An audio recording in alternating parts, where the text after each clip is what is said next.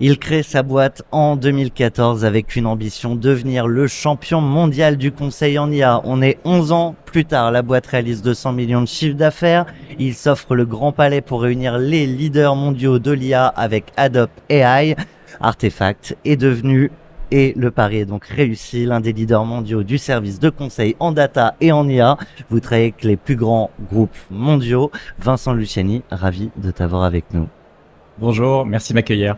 Je te propose qu'on lance officiellement ton 40 nuances de Next et ensuite tu nous racontes l'épopée et puis on va pouvoir discuter des sujets du moment et je pense qu'il y en a un, c'est l'IA. Allez, c'est parti. Feuille blanche.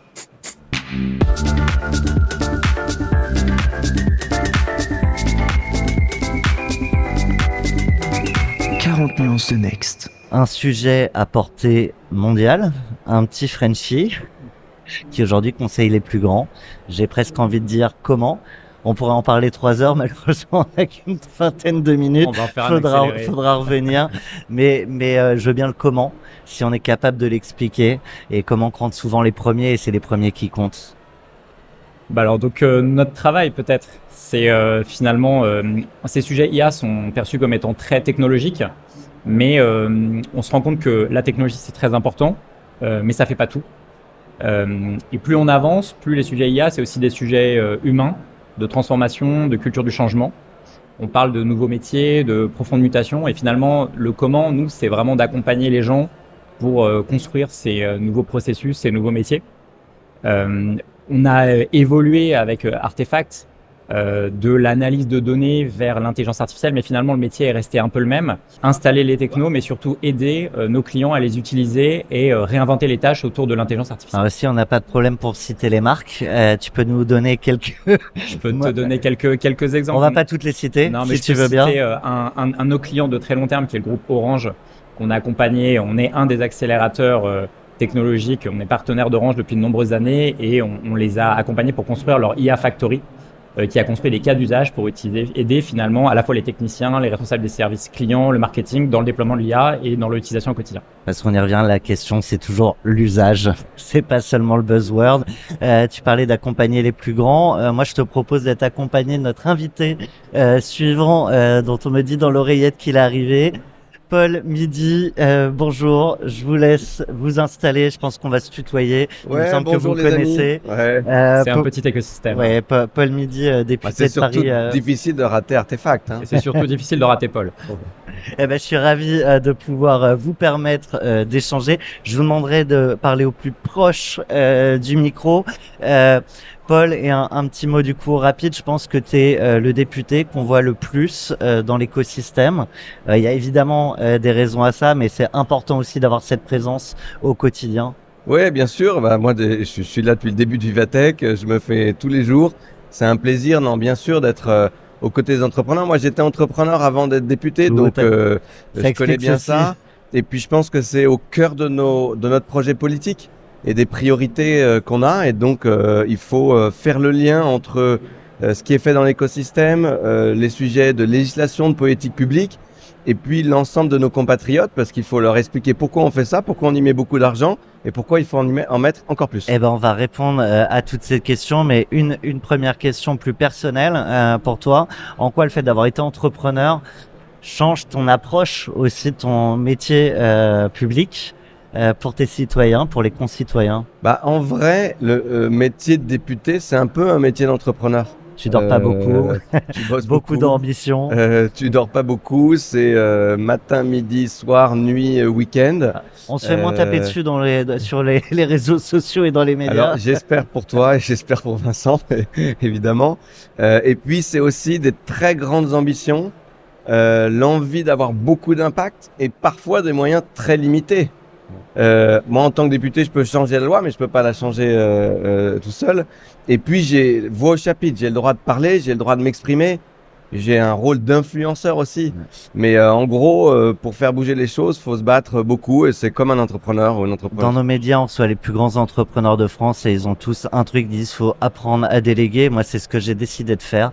Je vais déléguer les questions à l'un et à l'autre. C'est moi qui pose les questions à Vincent, c'est ça? Je vais te poser quelques questions. Et ça va marcher dans les deux sens. J'essaierai d'intervenir. Je vais surtout aussi être le garant du temps. Mais Vincent, si tu veux lancer les questions. Ouais, avec plaisir. Alors déjà, je voulais remercier Paul qui est là aujourd'hui avec nous. Et puis, au travers Paul, je pense que je m'exprime au nom de beaucoup de startups qui veulent remercier toute l'action qui a été menée par les députés comme Paul, mais l'ensemble par le gouvernement. Oui, voilà, vraiment, on se sent soutenu. Et plus finalement on grandit, plus on avance, plus on sent qu'il y a une volonté. J'ai monté l'Artefact il y a 10 ans et clairement il y a eu énormément de changements, à la fois des supports financiers, mais à la fois finalement la mise en avant de nos sociétés à l'échelle française, à l'échelle internationale, la facilité qu'on a aujourd'hui pour avoir accès finalement et essayer de changer des choses, par exemple au sein aussi des politiques publiques. Donc vraiment, déjà je voudrais commencer par remercier. Tout n'est pas parfait évidemment, il y a plein de choses encore à changer, mais voilà, et je sais que Paul s'est beaucoup investi personnellement, donc voilà, je voudrais commencer par dire un grand merci. Et alors c'est important de faire le bilan de ce qu'on a réussi. Typiquement, avant on allait au CES, maintenant on vient à Paris, du monde entier. Parfois, c'est important de dire cocorico, mais j'ai aussi envie de vous entendre sur ce qui reste à cranter, parce que évidemment, ce n'est que le début du chemin. Moi, j'ai peut-être une première question, Paul, et ça m'intéresse d'avoir ta réaction. Donc, tout finalement, la prise de parole publique qu'il y a eu, notamment d'Emmanuel Macron, quelle est ta réaction face aux annonces? J'ai eu l'impression qu'il y a eu beaucoup de discussions autour de la souveraineté, qui est un terme très cher. C'est aussi très important pour nous en tant qu'entrepreneurs français. On a aussi envie d'avoir un certain pragmatisme, c'est-à-dire que finalement la souveraineté elle a un prix. Parfois, est-ce que les solutions sont les meilleures? Quelle est ta lecture sur finalement cette souveraineté? Est-ce qu'on a les moyens d'être souverain? Est-ce que les annonces notamment qu'il y a eu de partenariat qui est quand même très solide entre Mistral et Nvidia, pour toi c'est une des premières réponses, et jusqu'o on peut aller selon toi? Alors ça fait 4 questions. Mais tu as 3 heures en 2 minutes. Non, je vais répondre. Je pense que le premier truc, c'est qu'on a changé de monde depuis quelques années, quelques mois, mais quelques semaines. Et en particulier depuis que Zelensky s'est fait lâcher, humilier dans le bureau ovale par Trump. C'était très symbolique, mais ça nous a permis de comprendre de façon très claire que maintenant les États-Unis ne voulaient plus défendre l'Europe. Et donc soit on est un bloc, soit on l'est pas. Voilà, soit on se défend nous-mêmes, soit on est mort. Et donc se défendre nous-mêmes, faire l'Europe de la défense, c'est bien sûr acheter du matériel militaire en plus, mais c'est surtout être les meilleurs en technologie.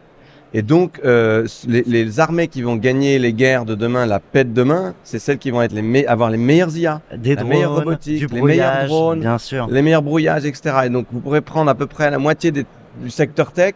C'est des parties qui sont essentielles pour notre défense. Donc, avant, on n'investissait pas tant que ça d'ailleurs dans la défense, et là on voit des fonds qui se lancent. D'ailleurs, le président avait annoncé une mesure que j'ai beaucoup poussée sur l'investissement des particuliers dans les startups avec une incitation fiscale. Ça a été annoncé il y a 2 ans. C'est déjà lancé? C'est déjà lancé depuis le 1er janvier 2024. On l'a étendu dans le dernier budget parce que cette incitation, elle est ouverte maintenant aux FCPI qui investissent donc dans les jeunes entreprises innovantes, et il y a plusieurs FCPI qui sont en train de se lancer pour investir dans les JEI de la défense. Mais j'ai pas raté le train. C'est-à-dire que là, si on veut encore investir, on peut. Ah bien sûr, non, le train est ouvert et roule depuis un moment. Donc je reste sur les questions, voilà, juste pour finir, c'est on était déjà dans une stratégie de souveraineté, parce que je pense que si tu remets pas la souveraineté au cœur, tu ne fais pas la trajectoire de prospérité. Souveraineté égale autonomie. Autonomie, la capacité d'autonomie. Donc maintenant, c'est vital. Par contre, évidemment, il faut trouver le bon équilibre. La souveraineté, ça ne veut pas dire tout faire tout seul en français, en européen. La souveraineté, c'est au moins que sur une chaîne de valeur donnée, il y a un endroit dans la chaîne de valeur où on est incontournable. Si tu es incontournable sur une partie de la chaîne de valeur, là, t'es pas mal. Taïwan, qui est incontournable sur les puces IA, c'est peut-être ça la meilleure force pour eux. Et leur meilleure défense militaire face aux agressions qui pourront peut-être subir dans le futur. Vincent, quand on préparait cet échange, et tu pourras évidemment rebondir sur ce que disait Paul, mais tu me disais, on dit que la France n'est pas souveraine, mais que c'est effectivement beaucoup plus complexe que ça. En fait, on parle de l'intelligence artificielle, hein, c'est le thème d'aujourd'hui. il y a un peu deux lectures sur l'intelligence artificielle. Il y a les gens qui les construisent et puis les gens qui les utilisent. Aujourd'hui, c'est pas parce qu'on construit pas l'IA qu'on peut pas être un utilisateur. Et donc, nous, tous les jours, chez nos clients, il y a des gens qui utilisent l'IA et finalement qui sont très bons. Il y a un index qui est sorti, publié chez Stanford il y a 2 mois, qui mesure, c'est un rapport qui a été mesuré dans les grandes entreprises, qui mesure finalement à quel point les grandes entreprises utilisent l'IA. Et ce qui m'a frappé, c'est que le taux d'utilisation, qui est à peu près de 80% dans l'exemple qui a été sorti du rapport, est exactement identique entre les entreprises américaines et les entreprises européennes. Donc ça me fait dire qu'en fait, on n'est peut-être pas souverain encore aujourd'hui dans le sens où on l'entend, c'est-à-dire qu'effectivement, on n'a pas des capacités de microprocesseurs en France et en Europe, ni de design ni de production, qu'on maîtrise pas toute la chaîne, tout le cloud, même s'il y a eu des annonces assez impressionnantes, mais que ça n'empêche pas nos entreprises d'avancer. Et en fait, c'est ça que je voulais dire, c'est que pour moi, la souveraineté, c'est avant tout finalement de contrôler ce qui se passe, de former les gens, d'avoir le choix. Et on a quand même un écosystème, notamment open source, qui permet de faire des choses et d'avancer. Et qui permet à nos entreprises finalement de ne pas attendre le train en marche. Et c'était le message d'aujourd'hui. Si je comprends bien, et dis-moi si je déforme tes propos, mais c'est que l'IA va permettre aussi à des champions existants dans leur domaine, du coup, de conserver une forme de souveraineté. Mais effectivement, la question, c'est si les outils qu'elles utilisent sont entièrement maîtrisés par d'autres, à un moment, potentiellement, ça peut nous rendre poings liés. Oui, non, mais je pense que moi, je rejoins Vincent sur le fait que on va pas attendre, évidemment, et dire à nos entreprises d'attendre, d'être souverains et d'avoir des solutions uniquement françaises pour se mettre à l'IA. Il faut y aller le plus vite possible. Mais en parallèle, il faut qu'on développe nos solutions souveraines. Et ça, c'est les super nouvelles du développement de Mistral, du partenariat qui a été annoncé avec NVIDIA. Je pense aussi au partenariat entre Foxconn et Thales, qui a été annoncé au moment de Choose France. Donc Foxconn, une des plus grosses entreprises taïwanaises, Thales, une de nos belles pépites, évidemment, pour aller sur la chaîne de l'IA, mais la partie hardware. Et donc, on est en train de remonter toute la chaîne. Moi, je pense que c'est possible d'avoir vraiment des solutions sur un petit peu toute la chaîne de valeur, qui soit française ou européenne. Mais évidemment, on va pas attendre que tout ça soit fait pour avancer le plus vite possible dans l'IA. Alors, je pose. Vas-y, tu voulais rebondir, Vincent. Je pense qu'il y a cette ambition que je salue de maîtriser la chaîne de valeur. Et tu peux faire un parallèle avec le monde de l'armement où en fait en France, on est un des seuls États européens qui maîtrise complètement la chaîne de production, par exemple d'un Rafale. Mais jusqu'au moindre boulon. Voilà. Mais la question, c'est aussi une question de volume. Tu vois, le partenariat qui a été annoncé entre NVIDIA et Mistral, c'est 18 000 GPU. Le chiffre que possède par exemple un acteur Meta en termes de GPU, c'est plusieurs millions. Et donc voilà, nous je pense que du coup, il faut imaginer demain des systèmes hybrides. C'est-à-dire qu'on va être capable d'utiliser ces infrastructures sur des données critiques, sur des processus de calcul critiques. On peut imaginer les centrales nucléaires, mais on peut imaginer de l'IA dans la santé, de l'IA dans la finance. La défense. Voilà, ces domaines-là qui sont très spécifiques. Il ne faut pas se couper des capacités de calcul, notamment anglo-saxonnes, parce que c'est ça qui nous permet aujourd'hui d'atteindre du volume et d'aider nos entreprises, qui sont des entreprises mondiales, d'avoir des gains de productivité. Voilà, parce que c'est le premier sujet. C'est le premier sujet. Les entreprises utilisent l'IA parce que finalement, ça permet de gagner de l'argent. Non, voilà. Complètement d'accord. C'est juste que par contre, il faut surtout pas qu'on fasse comme on a fait dans les 20 dernières années, la révolution numérique, où on a fait que prendre les solutions américaines. Donc, deux résultats. Non seulement il y a toute une partie de la valeur et de la richesse française et européenne qui va aux États-Unis. Moi, je suis ravi que les Américains soient riches, hein. Tant mieux pour eux, mais moi, je suis élu par les Français et les Européens. Et donc, quand je vois qu'on a décroché en prospérité ces 20 dernières années par rapport aux États-Unis, qu'on a un salaire médian net à 2200 €, qu'il est de plus de 3000 € si on avait suivi la même, il serait de plus de 3000 € si on avait suivi la même trajectoire. Et ça, parce qu'en fait, il y a une énorme partie de la valeur. On n'a pas pris les décisions à l'époque. Exactement. Part aux États-Unis. Je suis content pour eux, mais pardon, voilà, il faut que ça reste en France et en Europe. Et donc, il faut faire les deux en parallèle. Et là, on a une capacité de le faire. Mistral est un symbole, mais il y a beaucoup d'autres entreprises. On a une capacité de le faire. Mais Artefact, c'est aussi un très bon exemple. Moi, je veux pas que les seuls artefacts qui existent, ils soient aux États-Unis. Donc là, on en a un qui est super en France et il faut que Artefact devienne leader mondial. Et que Artefact soit numéro 1 aux États-Unis. J'ai dû dire un des leaders mondiaux. Voilà. La prochaine fois qu'on se voit, Vincent. On est officiellement le plus gros pure player européen. Et on a une ambition évidemment de devenir, on est dans le top 10 mondial, et on a évidemment très envie de gratter des places à nos petits concurrents qui sont aujourd'hui américains. Mais c'est aussi un savoir-faire français, je pense, qui est le savoir-faire finalement de croiser les domaines métiers, de mélanger les techniques. Et en fait, on se rend compte. Tu penses à quoi très concrètement quand je pense qu'on a dans les universités aujourd'hui en France, en Allemagne, en Angleterre, on a plus la culture que les entreprises anglo-saxonnes de croiser les domaines d'expertise, croiser les domaines d'ingénieurs avec les domaines métiers. Et je pense qu'on a la possibilité, et Artefact, c'est un exemple de ce savoir-faire, parce que nous, notre travail, c'est de finalement déployer de l'IA qui est des trucs d'ingénieurs dans des domaines métiers. Et je crois que l'Europe, peut-être plus que les US, a cette culture de croiser les domaines. Et je me dis qu'on a aussi une carte à jouer dans le domaine finalement de l'adoption de l'IA dans les métiers. Et parce qu'il ne suffit pas d'avoir les outils, il va falloir que les équipes en interne soient formées. Je crois alors, je sais pas si vous avez des chiffres, mais il y a plein d'études en ce moment que vous pouvez peut-être partager, mais sur l'attente aussi des collaborateurs, une meilleure formation. Et je vais peut-être faire le lien avec ce que tu disais, Paul, tout à l'heure. C'est les Français attendent aussi de savoir pourquoi on met autant d'argent dessus. C'est qu'éventuellement, peut-être, et je veux pas déformer des propos qu'évidemment je te prête d'avance, mais c'est que l'argent qu'on investit dans une IA qui va peut-être détruire des emplois, seront de toute manière des emplois perdus si tout est fait ailleurs par d'autres et par de l'IA étranger. Alors justement, il faut pas que ça arrive. D'abord, il faut, je pense, faire attention à tous les gens qui essayent de faire peur. Je prends 30 secondes de recul parce que la transformation de notre économie, on l'a déjà connue. Il y a 2 siècles, 9 Français sur 10 étaient agriculteurs. On a mécanisé l'agriculture, on a fait des tracteurs, des moissonneuses-batteuses, plein d'outils. Fait que maintenant, on produit beaucoup plus avec 4% de la population française. On produit pour nourrir tous les Français, mais on exporte beaucoup. Et donc, les 96% de Français qui sont pas agriculteurs, ils sont pas devenus chômeurs. Non. On a créé mais il faudrait que les agriculteurs gagnent un peu plus. Ça, c'est sûr. Ça, c'est un autre sujet. Mais oui, on pourrait rester je l'ouvre pas, mais c'est évidemment un très bon sujet. Donc, l'IA, ça va être pareil. Ça va transformer des métiers, ça va nous faire des gains de productivité, ça va augmenter la richesse, il va y avoir des nouveaux types d'emplois, des emplois qui vont développer, ça va créer de la richesse pour tout le monde. Mais pour que ce soit pour tout le monde, il faut que ce soit en France, en Europe, mais il faut surtout qu'on embarque tout le monde dans l'aventure.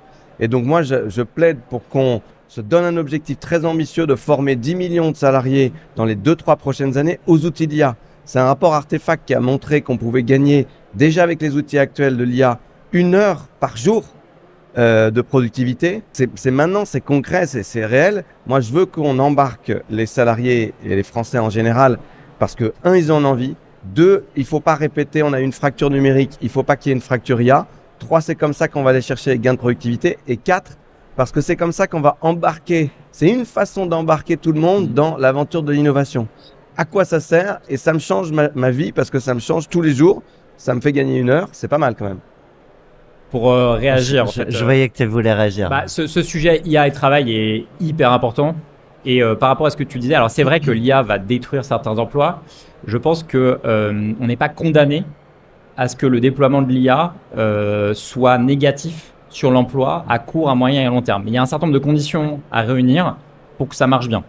Il y en a 2 grandes. Et d'ailleurs, je peux citer un livre qui a été publié il y a 2 mois par le prix Nobel d'économie, qui s'appelle Aaron Acemoglu, qui a publié un livre qui s'appelle Power and Progress et qui prend finalement l'histoire de l'évolution de l'humanité économique et comment le progrès technologique a finalement créé ou détruit de l'emploi. Donc c'est très intéressant de regarder ce qui s'est passé dans les dernières années. Et en fait, la conclusion du livre, c'est qu'il y a un peu 2 grandes conditions pour créer de l'emploi. Le premier, c'est de ne pas se focaliser pour faire que de l'automatisation. L'automatisation, c'est le gain facile que les entreprises vont évidemment regarder. Elles ont raison parce que ça permet de dégager des marges de manœuvre parfois dans un contexte macroéconomique difficile. Et d'investir sur d'autres choses. Mais il ne faut pas faire que ça. Il faut aussi se concentrer pour créer des nouveaux emplois et des nouvelles tâches et de travailler non pas sur que l'automatisation mais l'augmentation. Et en fait, on voit bien quand on est un conseiller bancaire et que finalement une IA est capable d'apporter des nouvelles informations sur la façon dont on peut répondre à une demande client, des nouveaux produits, des choses comme ça. Il y a vraiment une augmentation finalement de l'activité. Et on va détecter de nouveaux besoins. Et finalement, on augmente. Ouais. Voilà, nous par exemple sur le stand Vivatech, on montre un parfum qui a été produit par une IA. Le parfumeur et les aromaticiens finalement ont utilisé l'IA pour trouver, réfléchir à des nouvelles formules, mais finalement ils ont quand même autant travaillé. Et donc, il y a cette notion de augmenter et pas faire que automatiser. Donc ça, c'est un point qui est très important. Et comme le disait Paul, ça nécessite au préalable de former plein de gens pour déjà enlever les craintes et que les gens puissent réfléchir dans leur domaine métier. On y revient toujours là. Qu'est-ce que ça veut dire l'IA? Donc ça, c'est la première condition. Et la deuxième condition, moi, je passe beaucoup de temps à discuter, par exemple, avec des partenaires sociaux. Il faut que finalement, l'IA, c'est ce qu'on appelle c'est bottom-up. C'est une révolution qui est par le bas. C'est une révolution qui est par les métiers, par les gens qui travaillent. Et c'est pas une révolution qui se fait dans des moquettes, dans des directions d'entreprise. Et c'est très important. Faut que ça réponde à des enjeux de terrain. Le terrain, c'est très important. Engager les partenaires sociaux, c'est très important. Discuter avec les gens qui font. Donc nous, on a la culture du terrain chez Artefact. Je pense que c'est très important de discuter avec les gens qui vont finalement vivre la révolution et pas que ce soit quelque chose qui vienne d'en haut dans le siège des entreprises. Paul, tu disais effectivement, on critique beaucoup l'IA, ça suscite beaucoup de peur. Malgré tout, et je veux pas du tout aller à l'encontre de cette évolution qui est majeure, avec énormément d'opportunités que vous évoquez et des limites auxquelles il faut faire attention. Mais quand on parle de la citoyenneté, de la démocratie, aussi quand on voit des deepfakes qui se propagent, et le sujet des réseaux sociaux est aussi un sujet, on pourrait refaire juste une émission là-dessus. J'ai presque des propositions à vous partager. Ah bah, je veux bien. Mais je suis curieux de vous entendre aussi là-dessus. Parce que mettre des limites, ça veut pas dire freiner l'innovation obligatoirement. Non. Et c'est peut-être la nuance qu'il faut essayer d'expliquer. Ouais. En fait, je pense que la technologie, elle peut toujours apporter le pire ou le meilleur. C'est un outil. Le nucléaire, ça a fait les réacteurs nucléaires qui vont nous permettre de faire la transition écologique et le zéro carbone, parce que l'équation, elle marche pas sans l'énergie nucléaire. Et elle fait, et on le met dans la catégorie du meilleur ou du pire, mais c'est l'arme nucléaire qui, évidemment, peut être destructrice de l'humanité, de la planète. Quand elle tombe. Voilà, mais et qui est pour le mieux quand elle fait la dissuasion. La dissuasion nucléaire, effectivement. Donc, ça peut être le pire ou le meilleur. Je pense que le scénario qui n'existe pas, c'est d'essayer d'empêcher la technologie ou de l'interdire.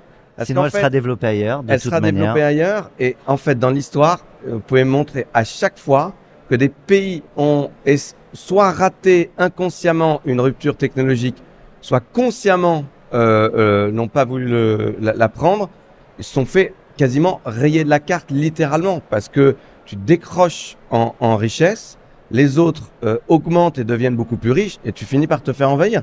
Mais c'est l'histoire, c'est des millénaires. Tu peux prendre 18 exemples. Ceux qui ont fait l'imprimerie, ceux qui n'ont pas fait l'imprimerie, ceux qui ont fait l'industrie, ceux qui n'ont pas fait l'industrie. Et en fait, c'est C'est le facteur numéro 1 de prospérité des pays. C'est est-ce qu'ils embrassent la technologie, est-ce qu'ils sont à fond, est-ce qu'ils l'utilisent et est-ce qu'ils embarquent tout le monde, est-ce qu'ils créent de la richesse avec ça, ou est-ce qu'ils passent à côté du train? Donc il faut pas passer à côté du train. Et le sujet par contre qui est important pour que la technologie soit mise sous contrôle, c'est pas de l'interdire ou de quoi que ce soit, c'est qu'on reste dans un système qui est démocratique. C'est ça le bien le plus important pour nous, c'est qu'on soit en démocratie. Et donc il faut se battre pour ça, parce que c'est un peu moins à la mode. Et c'est un vrai sujet. Il faut se battre. Le thème de Vivatech, très large, hein, c'est les nouvelles frontières.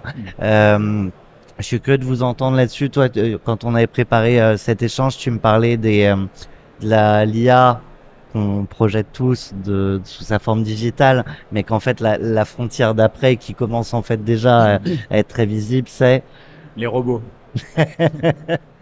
Je veux bien que tu développes, pardon. Oui, en fait, on voit bien que c'est une révolution qui a été faite par les ordinateurs et avec les ordinateurs, mais que la frontière, elle va aller beaucoup plus loin.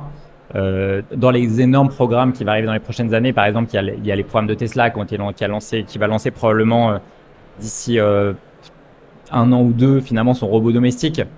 On voit bien que la frontière est très ténue.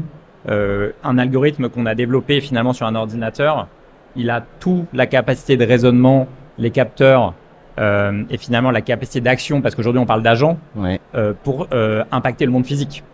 On a des démonstrateurs aujourd'hui sur le stand.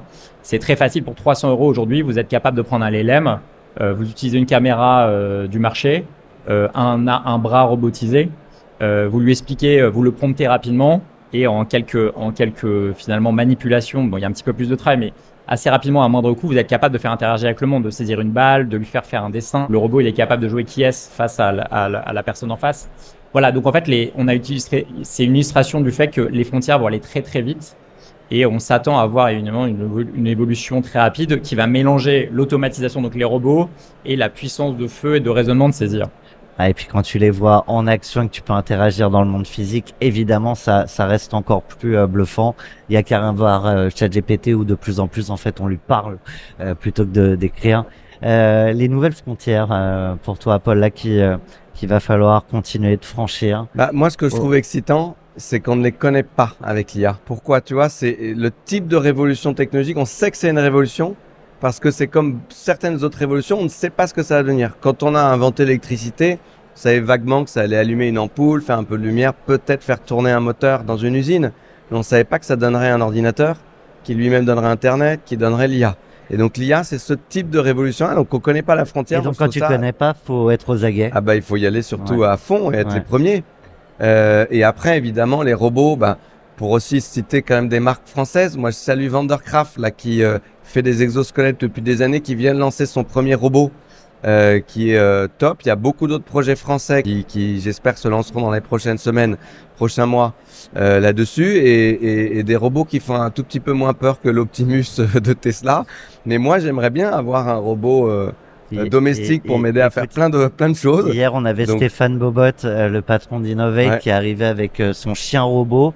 Alors, il donne la patte. Quand il la retire, tu peux perdre le bras.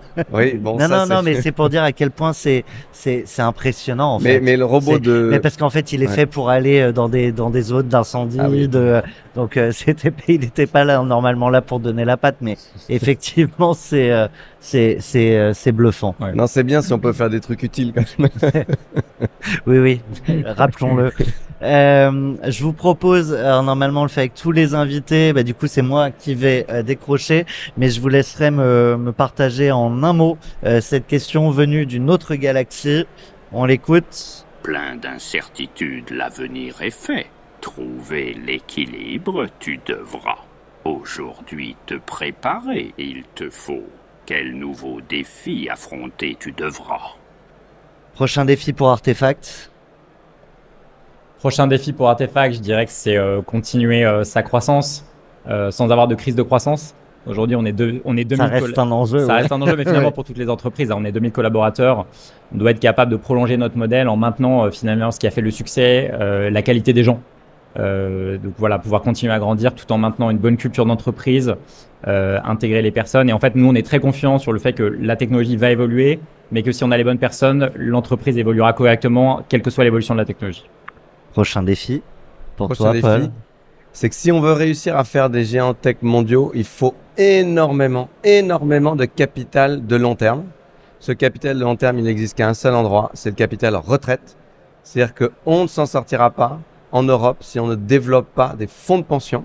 C'est la baguette magique européenne. À l'échelle d'abord française et européenne. C'est la baguette magique des Européens. Il faut qu'on l'utilise. Et ça, c'est horizon 2027 parce que c'est en démocratie entre tous les Français et les Français qu'on doit faire ce choix. Le peuple reste souverain, heureusement. Merci. Merci à toi. Moi, je veux bien, juste pour finir, parce que tu me parlais à échelle quelques années, en 2027. Moi, je veux qu'on soit à échelle dans 3 jours. On a coupé les lives pour que tu puisses l'annoncer par respect pour West France, je crois, à qui vous avez donné l'exclusivité. Mais vous lancez un jeu. Et je veux bien que tu nous en parles en un mot. Et pareil, Paul, si tu as des questions pour Vincent, tu n'hésites pas. Je suis ravi d'annoncer aujourd'hui qu'on lance un jeu qui s'appelle Future Guesser. Alors peut-être certains d'entre vous connaissent un jeu qui s'appelle GeoGuessr, finalement qui est un jeu qui a eu un grand succès. Il y a eu 65 millions d'utilisateurs cette dernière année, notamment sur Twitch. Et en fait, le but du jeu, c'est on reçoit une photo un peu partout dans le monde et il faut deviner où est cette photo. Et nous, on a adapté ce concept pour faire la même chose en 2100. Donc on a travaillé avec un chercheur qui s'appelle Benjamin Sultan, qui est un des co-rapporteurs du rapport du GIEC, qui a notamment travaillé sur l'impact du climat sur finalement l'environnement. Et donc on a créé... Et en 2100, on va le voir. Alors c'est la beauté de ce qu'on a fait et c'est aussi un peu l'angoisse. Donc en fait, on a utilisé une IA pour être neutre. En utilisant les données du rapport du GIEC, on crée des images en 2100 qui sont uniquement issues du rapport du GIEC. Et de la trajectoire. Et finalement, le rapport du GIEC prompte l'IA en gardant la qualité de l'image, en gardant finalement les spécificités de l'image, et on se projette à quoi ça va ressembler en 2100. C'est terrifiant, mais c'est sincère. Et donc on laisse deviner les gens. Et donc il y a des paysages qui sont complètement chamboulés, qui font un peu froid dans le dos. Mais on s'est dit, donc on travaille, on a fait un partenariat avec une association qui s'appelle Réseau Action Climat, dont le but justement c'est d'alerter sur les conséquences à long terme, parce qu'on s'est mis à 2100 du changement climatique. Pour que ça se voit vraiment. Et voilà, et en fait c'est une des premières fois où on voit vraiment au travers de ce jeu, donc qui est une expérience assez immersive, quels vont être les impacts finalement dans les paysages qu'on connaît à 2100. Et donc voilà, je vous laisserai découvrir la plateforme. Merci Vincent, ce serait le rêve, ça, Paul, de pouvoir projeter les gens physiquement dans ce que sont les décisions d'aujourd'hui à 10 ans, 15 ans, 20 ans. Oui, ça résoudrait peut-être beaucoup de décisions. Si on pouvait avoir des scénarios, si vous votez pour nous, si vous votez pour les autres, on voit ce que ça donne. Je crois que ça nous aiderait. C'est la V2, Paul. Voilà. Un immense merci à vous deux, merci à vous tous de nous avoir suivis. J'espère qu'on aura l'occasion de vous retrouver l'un et l'autre pour d'habitude on fait des formats qui font 1h30, 2h, on a le temps vraiment à la pensée de s'exprimer. Là c'était forcément un peu plus court à Vivatech, mais on était ravis. Merci un plaisir, à vous deux. merci de nous avoir accueillis. Et merci à vous tous. Merci à toi. Feuille blanche.